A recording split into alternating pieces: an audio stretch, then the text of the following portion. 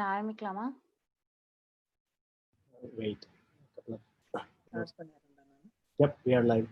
Go ahead. Go ahead, Darshini. Hola, Okay. ¿cómo estás? Okay. Hope you enjoyed the first session. Today we will start the second session for the Spanish class. Darshini, tú puedes vez empezar. Gracias.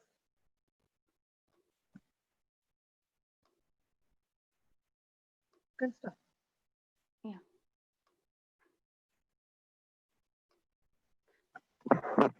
Hola, me llamo Darshini Cannon, and so I said hi. My name is Darshini Cannon, and this is Spanish week 2.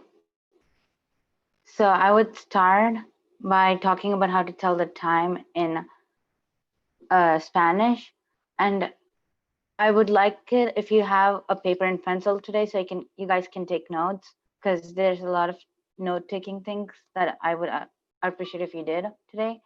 So I would start with the basics. So if I'm saying that it's 10 o'clock, then I have to say son las 10 en punto. That means it is 10 o'clock. So could you guys repeat after me? And could you mute your cameras and microphones? Son las 10 en punto. En punto in this case, it's not really needed, but it does mean on the dot, because the number after, like the minute is 00, so it's en punto. Son las 12:15 is cuarto means quarter or fifth. It's when it's 15, and then that the ones that are underlined have are also underlined in the parentheses. These two are the definitions. So in this case, cuarto is 15 minutes. And then 6:30 would be son las 10:30. Media means 30 minutes. So I can, if it's 4:30, I would say son las 4:30.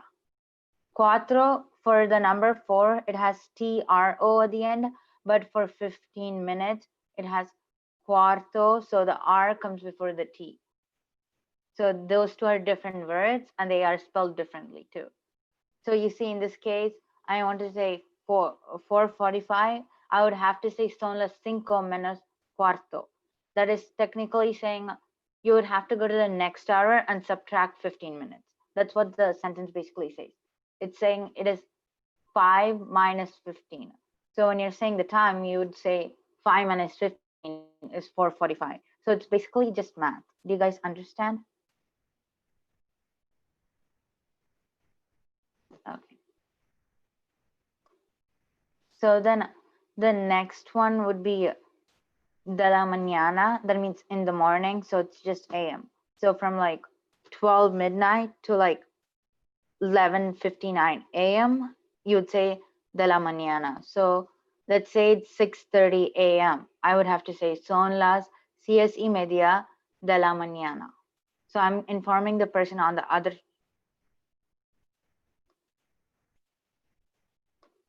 Sorry about that.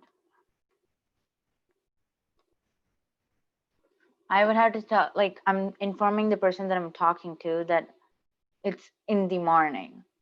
It's not exactly needed, but it'd be better if you use it, because it's like for clarification's sake. And then de la tarde would be in the afternoon. The same thing applies. So it'd be son las 5 menos cuarto de la tarde if it's PM. But the thing with this one is it's 12 o'clock PM from like the starting of the afternoon to 6:59. So you'd say night for anything that's after 6:59 to 11:59. So 7 to 11:59 PM would be de la noche. And then es la una is for 1. So anything that says, like, for example, the time is 1:15, I would have to say es la una y cuarto, or es la una y media. Or even if I want to say 1:45, I would have to, I mean, if I want to say 1:45, I have to say son las dos menos cuarto. Because that's no longer one. One is singular, so you have to say s. And I will explain why it's s, not like son like the other ones. And then a simple trick, if you guys have paper and pencil, I would write this down. It's if it's anything between on the minute side, if it's 00 to 30, you would have to add the time, as if like son las dos y 10 or son las 3:21. But if it's from like the minute 31 minute to like 59 minute, you would have to subtract the minutes, saying son las 5. If I want to say then time 4:55, I would have to say 5 menos 5, because I need to jump to the next hour and say this is how much you need to subtract. So if it's 4:35, I would have to say son la 4:35. I have to say son las 5 menos 25. So that has to be subtracted. If you look on the questions and answers for time on the side, it's small. It says ¿Qué hora es? Could you guys repeat after me with your mic muted?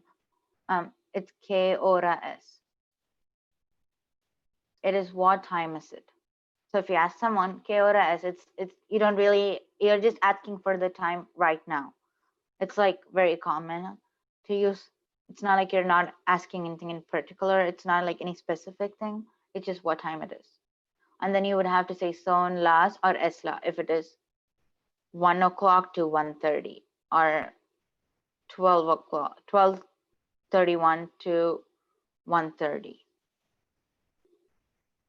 And then a qué hora es, and then let's say in this instance, I'm asking what time the class is. So I would say a qué hora es la clase. And la fiesta would be party, so the party. And then a qué hora es la fiesta, I'm asking what time is the party. So a qué hora is the base, and then what, like for what event are you talking about, or what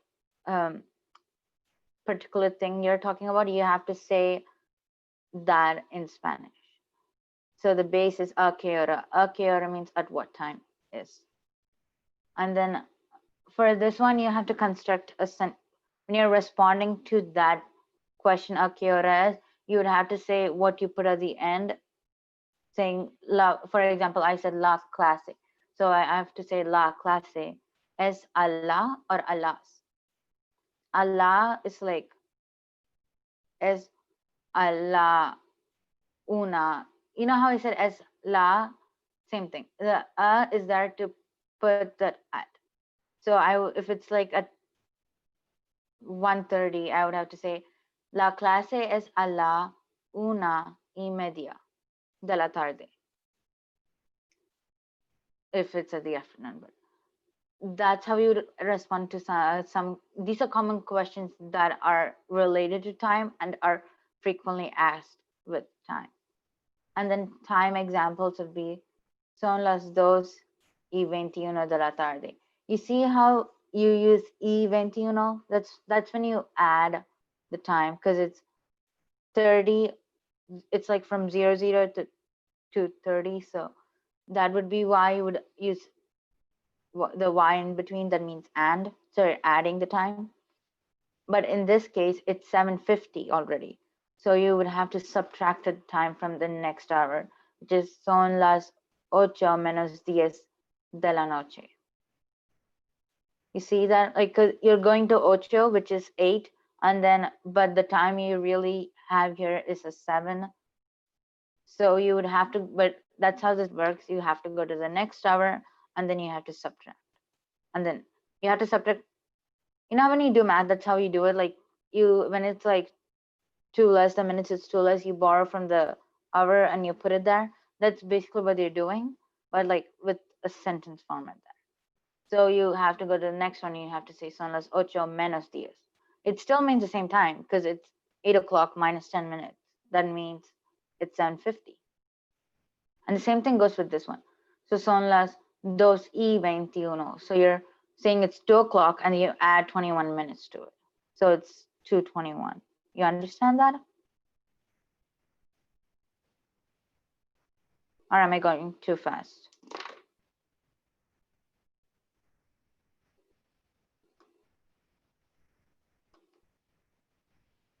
Okay.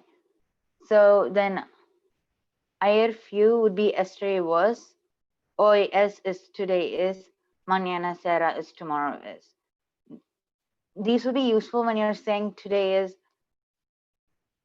the 5th, or like you're saying the date or something, or you'd say hoy es, today is la fiesta, today is the party, or mañana será la fiesta. So you're saying tomorrow is the party.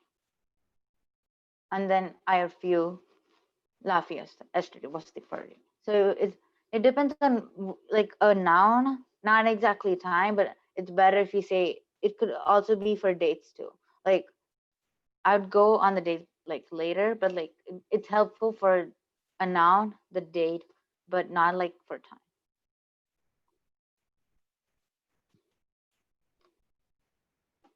So I have some words here, and these are like helpful for like describing people, though describing hair, and then personality and appearance. They're helpful for describing a person, but I would want to go to, I want to help you guys create a sentence. So I would like to go to the verbs, but I'll quickly go over these. And if you guys have any questions like on how to pronounce a single word, just like unmute yourself and talk. That'd be easier because I would know which one to like, which one to say, and so I just don't go on like everything and then don't get to the ones that I really want to. So you guys can unmute yourself and ask me what you want to say because there's the English definition next to it.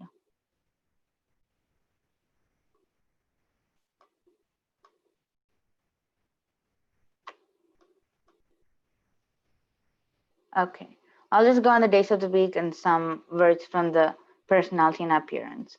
So lunes is Monday, martes is Tuesday, miércoles Wednesday, jueves is Thursday, viernes is Friday, sábado is Saturday, domingo is Sunday. So now repeat after me while I say it. Lunes, martes, miércoles, jueves, viernes, sábado, domingo. And then I'll go on some words from the personality. So when you say these words, you have to say yo soy before it. That means I am. But if you want to say it for some people, for other people, I'll go quickly. It's in the next line. Inteligente is intelligent. So repeat after me. Inteligente.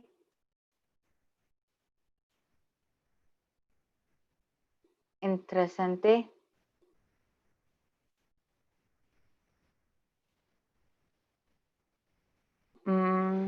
I'm trying to find ones that you would commonly use. Buenio or buenia. Buenio is for male, buenia is for female. So if I'm saying it, I would have to say buenia because I'm a girl. Malo, mala. Simpático, simpática.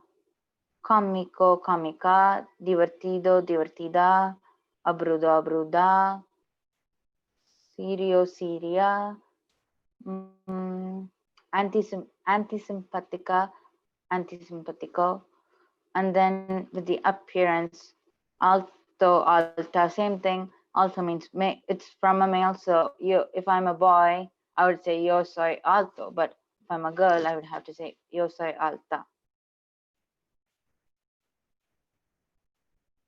Bajo, baja, short. Pequeño, pequeña. joven, young. It's a male noun. So you would have to say el joven, viejo, vieja, delgado, delgada, feo, fea, guapa, guapa, bonito, bonita. So the next one, this is kind of tricky. So there's two verbs that mean the same thing. It's like it means the same thing. I can't think of a word in English that in this instance quickly like that. But like ser to be to be. So there you'd say yo soy. Tú eres. Okay, I would it would be like amazing if you guys write this down on paper. Just not the whole slide, but like the chart and the uses of ser,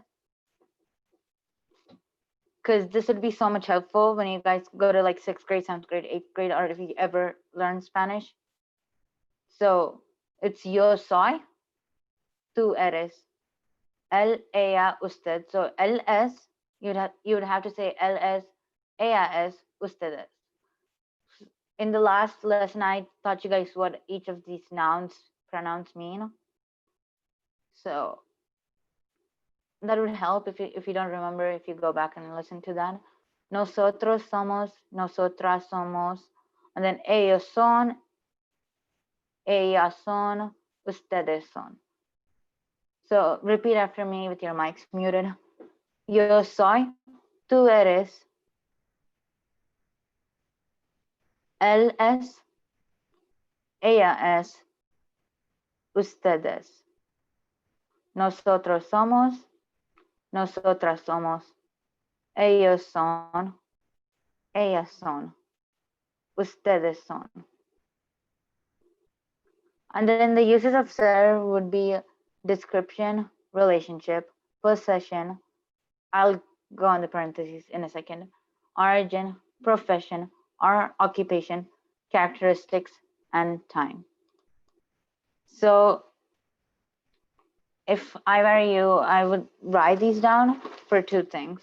I have my notes here. I just want to quickly go over something. I didn't write all these in there because I didn't really know how you guys would take this, but like nationality and place of origin, as an example, would be Juan es Argentino. So it would be like from where we are. So ser is permanent. So like next to ser, write permanent because it'll be helpful when you guys go on to the next slide. So ser is like nationality, place of origin. You can't change that. So that would be used for ser. That would be like with sers, because you see Juan es Argentino. Es is like saying is in a way, but it's like, you know how you can never write like a paragraph without using is? That's how important son and the next verb estar is. So nationality and place of origin would be an example of it would be Juan es Argentino. Profession or occupation would be Sofia es agente de viajes, or okay, Sofia es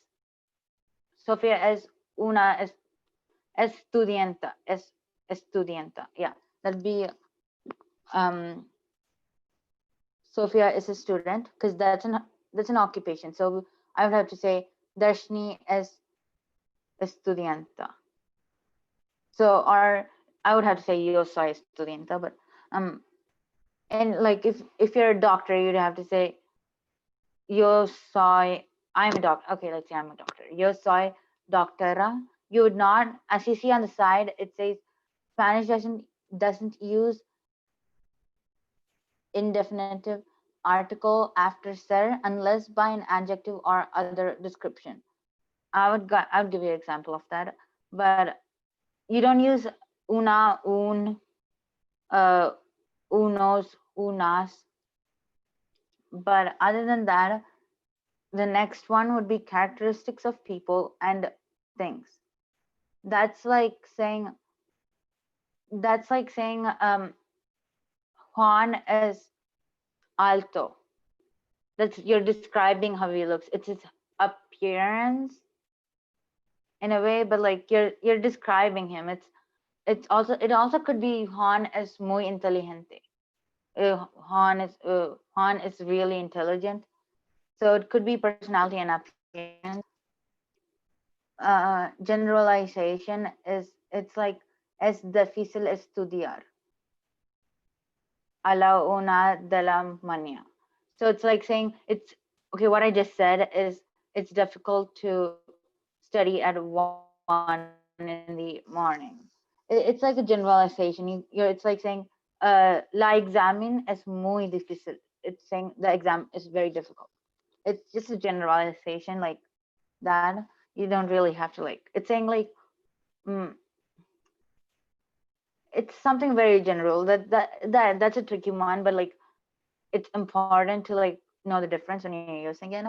But possession, as I said, is when you have to say a possession of someone, you would say Maria's pen. But in like that's in English, you use that apostrophe to like emphasize it's a possession thing.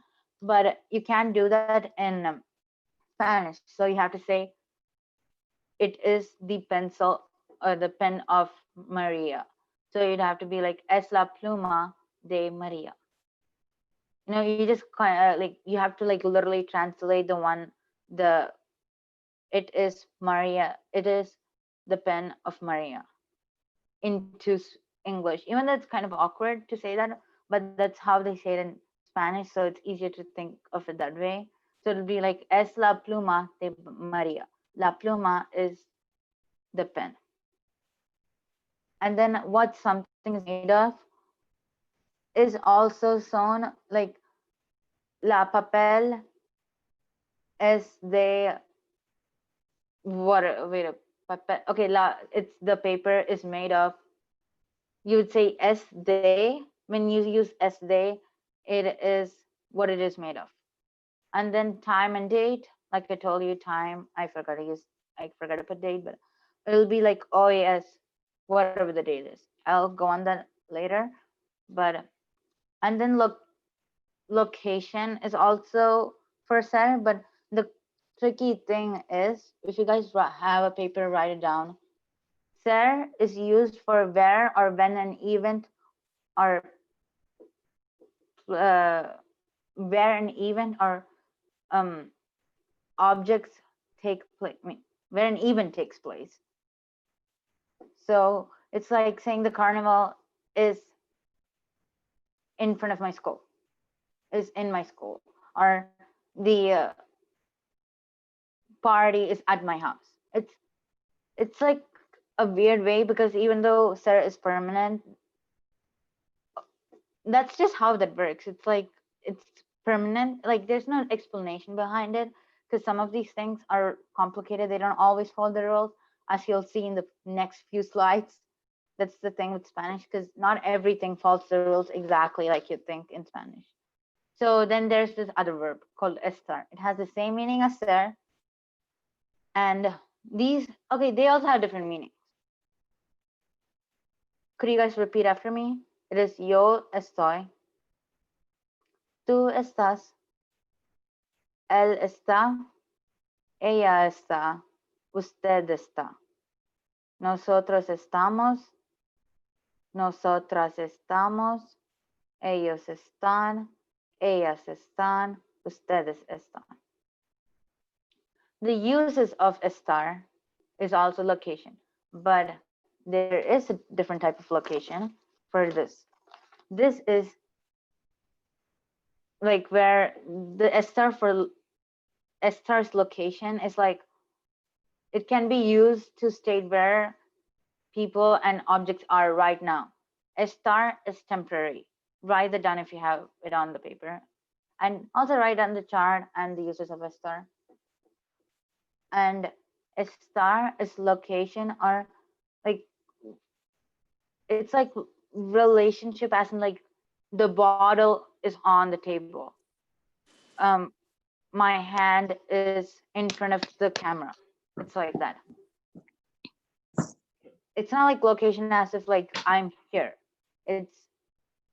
It's location based on the things around you. You understand that? Yeah. Okay. And then it's also used for health, even though I didn't write this down, it's mainly used for health. It is like saying if I'm sick, or it's that, like, it's like saying like I'm sick, I'm healthy, like that. It's not exact. It's also health could also be like como está. You see, when you ask how are you, that's also health thing, but it also could be merged with condition. And then physical states and conditions. That's like el profesora está ocupado. Ocupado is busy.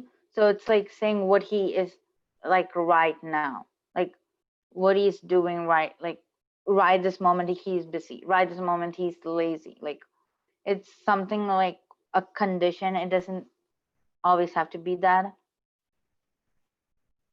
Emotional state, as if like it's just emotions. I'm happy. That's like saying yo estoy feliz. It's not permanent, it's temporary. So that's why Estar is like, that's why we call that, because it's mostly temporary. And then weather would be also, it goes into conditions. So weather would also be Estar. It's like saying está nublando. You'll see that in the end. And then ongoing actions, as in like it's present progressive. It's like I am walking. It's those things would be Estar. Like ongoing would be like yo estoy leyendo una novela. I know that's kind of complex, but it's like ongoing things. You'll understand when you like go into more depth in this. That they do that much more in school, but like I want to get to the basics of Spanish. So, and then with this is a star location. I did tell you guys that. But, okay, so the location is different between both of them. For ser, it's where an event or event takes place, but in this, it's like where the person is right now. It's not like something you talk of the past and the present. I mean, it's just the present. It's not like something in the future. And then I have a chart for you guys to look at. I don't want to go, I'll go through like few of them so you guys understand the difference. But these two are the same word, abrudo, that is bored. Bored and boring, it could be both, depending on the situation. But ser abrudo, to be boring. Estar abrudo, to be bored. That's an emotion there. To be boring is like describing someone, you see. And then ser vivo, it's at the very, very end. Ser vivo is to be sharp. You're describing someone's like characteristic there. But here you're saying estar vivo, to be alive. It's like a condition. So you see, they both are the same words, but because of the verb in front of them, the meaning could be changed. This is why it's really important to like learn the difference between estar and ser. And now if you guys, this is really important.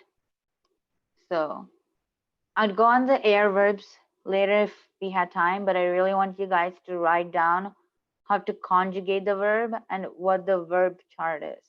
If you just write the chart at like what I have not right now, so you guys would like later, it'll be useful for you guys. But I would take bailar, to dance, the first verb on your right, bailar, to dance, and then I'll explain how this works. So you know how you say I am, he is, she is, they are? That's something, it's kind of tricky in this one. You're just changing the verb, like the word itself. You're not saying, you're not like adding something to the word is to make it to are you? No. But in this case, they would take a verb and then they would change the AR at the very end. There at the very end, you see BAIL, and then there's a AR. They would take that AR out. They would put the O in if it is for I. So that's what I would do. Anyone would do. It's not for every single AR verb that ends like this, but I'll show you that to you later. But yo, and then you would take the AR out and you would put an O in it. If you're saying I dance, you would say yo bailo. Could you repeat after me? Yo bailo. So you would take the AR out, you would put the O in, and then you would have it for the I, for like the noun I, pronoun I. And then you would, for tu, you would take the AR out, as I said, and then you would put AS. Do you guys understand this?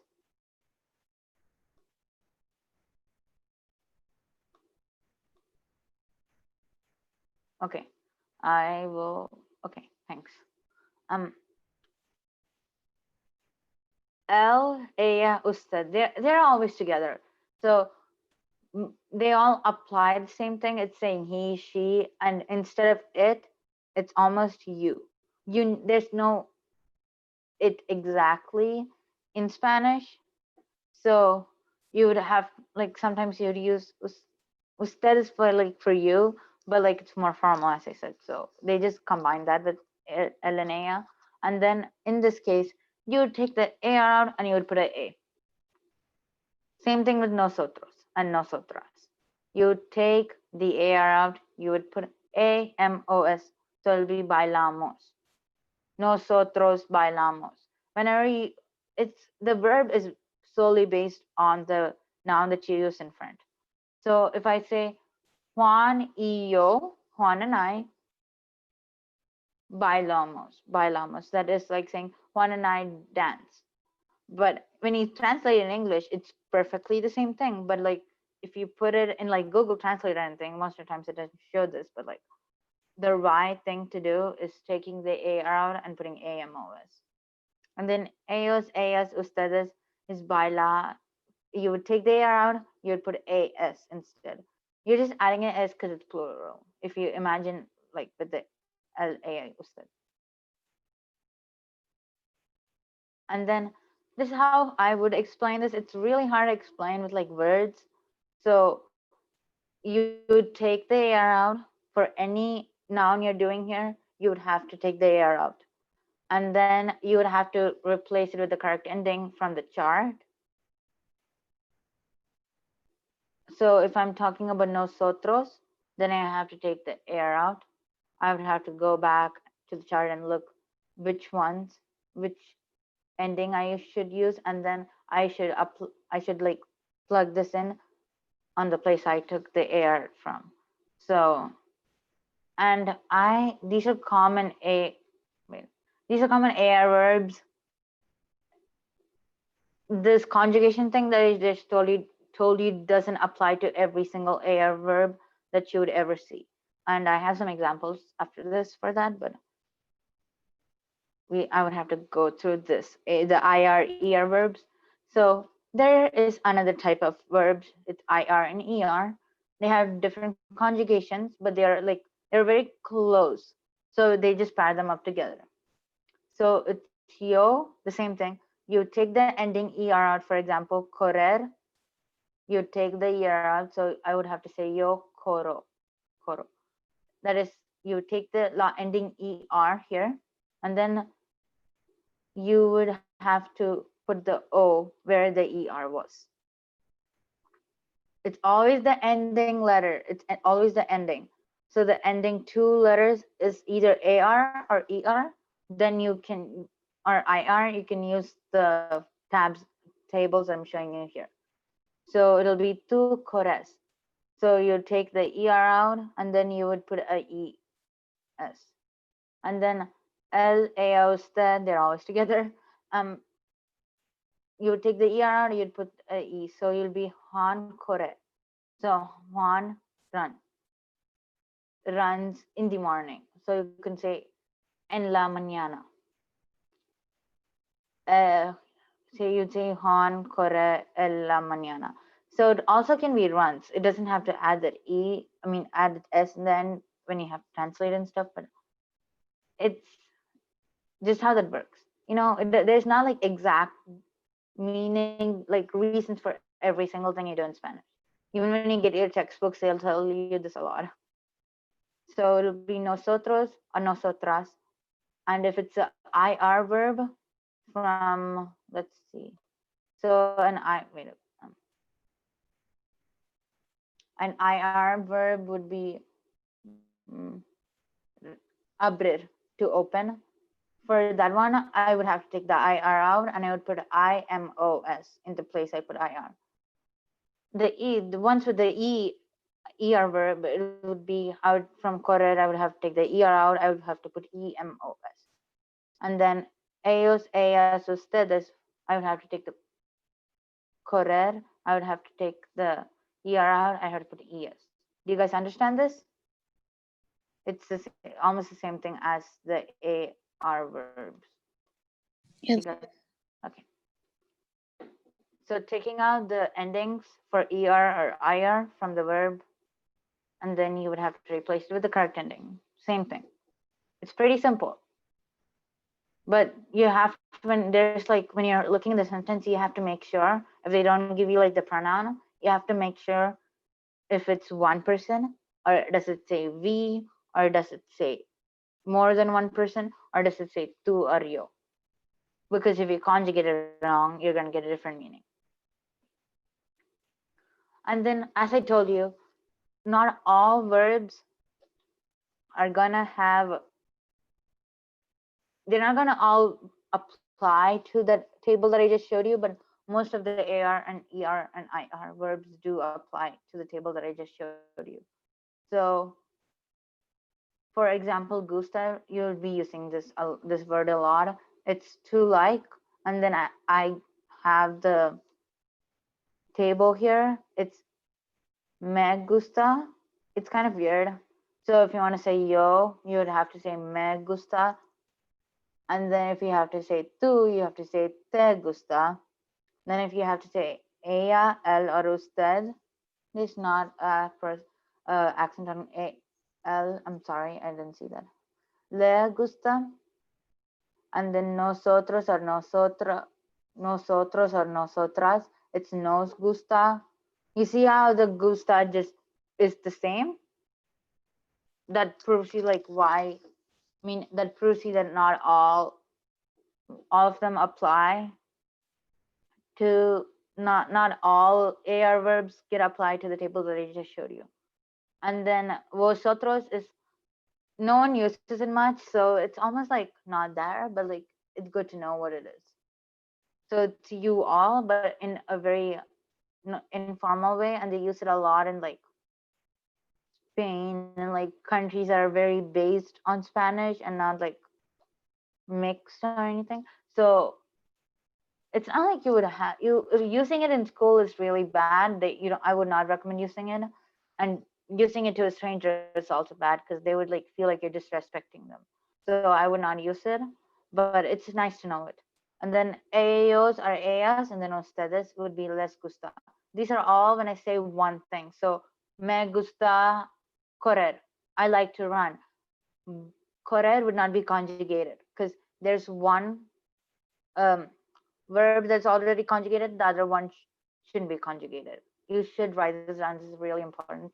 If there's a one, okay, the verb before it should be conjugated, but the word after it should not be conjugated.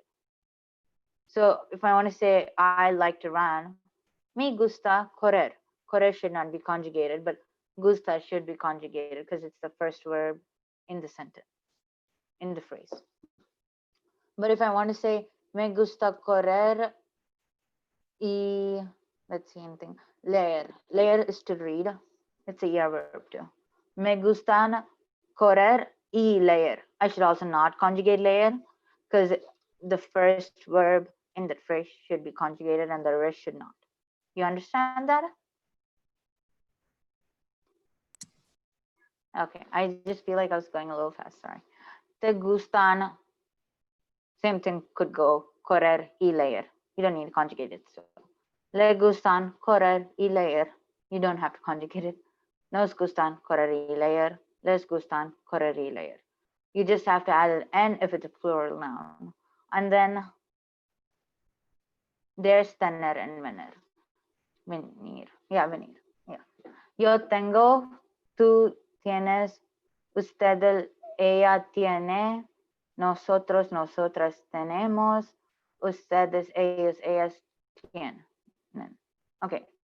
And then yo vengo, tú vienes, nosotros venimos, ustedes, ellos vienen. Could you guys repeat after me? Yo tengo, tú tienes, usted, ella tiene, nosotros, nosotras tenemos, ustedes, ellos, ellas tienen. Yo vengo, tú vienes, usted, ella viene, nosotros, nosotras venimos, ustedes, ellos, ellas vienen.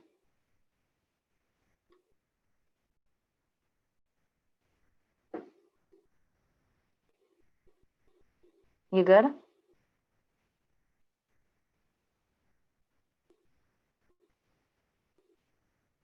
Okay, I'll take that as a yes. Okay. So I have more vocabulary for you guys, so you guys like can easily write a sentence, and it's much easier if you guys like see what's happening. And then like these are sentences that you would use in your like Spanish classes, or when you go like outside in like a Hispanic country, you would use these words a lot. So I started with the weather, el tiempo, the temperature, and the seasons. And could you guys repeat after me? Hace sol, está nublando, está lloviendo, está nevando, hace viento, hay neblina, hay tormenta. So the definitions are on the side. It's sunny, it's cloudy, it's raining, it's snowing, it's windy, there is fog, there is a storm. So as you could guess, I means there is. And then hace calor, it's hot, hace fresco, it's cool, hace frío, it's cold, primavera, spring, invierno, fall, summer, otoño, and then invierno. And then there's the numbers that you should know. You guys can come, like you can look at it later. And I just want to go over something really important because this is our last lesson, so I just want you guys to like know where to go if you want to learn more. And then there's question words here. I'll quickly go through them, and you guys can repeat after me if you want. A dónde, where to, cómo, how, cuál, which, cuáles, which ones, cuándo, when, cuánto, or cuánta, how much, and I, there is always the response. So I would ask cuánto lápices, how many lápiz, cuánto lápiz, and then I would have to say how much lápiz, how much pencil, how much pencils are there is kind of what it is. And then you would have to say hay tres lápices. Because you're asking how much, you have to say there is. And then cuántos lápices is how many lápices are there. And then you would still say hay tres lápices. De dónde, where, por qué, why, qué, what, or which, quién, who, quiénes, who plural. I didn't write that on my fault. And here's the date. This is the tricky part about the date, okay? ¿Cuál es la fecha de hoy is what date is it today? And then la fecha de hoy is the date is. And you know how you guys write it in like different, like you write it in different ways if you're writing it in like a country. That's kind of how this works. So you'd have to say the day of the week, saying like sábado, Saturday. And then el número, you would have to say what the number is for today, which for today is uno. And then day, and then the month would be like Agosto, and then del, you'd have to say the year, and the year would be 2020. So I'm saying 2020. So that's how you'd format it. It's there for your friends. and then I would say them. I would like to say them. Could you guys repeat after me? Enero, febrero, marzo, abril, mayo, junio, julio, agosto, septiembre, octubre, noviembre, diciembre. Okay, and here are the places you would like more likely go to for like after this, and you want to learn. This is where I would recommend you guys going. There's Duolingo. It's totally free. You can go there and you can learn for like, it's pretty fun too. And then all you need is an email and a password. You create the password, but you just need the email. And then for any help in like Spanish, like if you want to like go and like have a pronunciation, or you want to learn more about the difference between ser and estar, or you want to learn about more about anything in Spanish, I would recommend going to Spanish Stick, because they're more like reliable. And then for any translation or anything, you would also go to Spanish Stick because it's more credible in my opinion.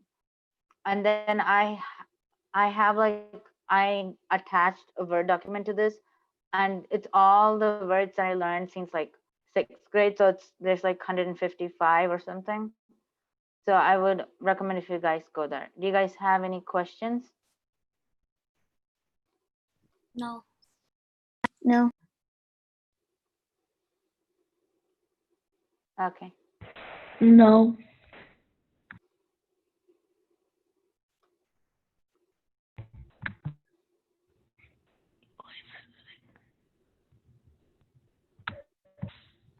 Ponguri auntie.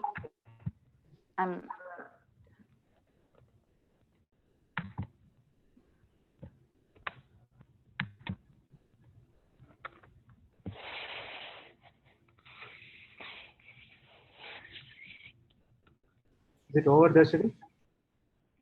Oh yeah, uncle. Oh, done, Darshini? Auntie.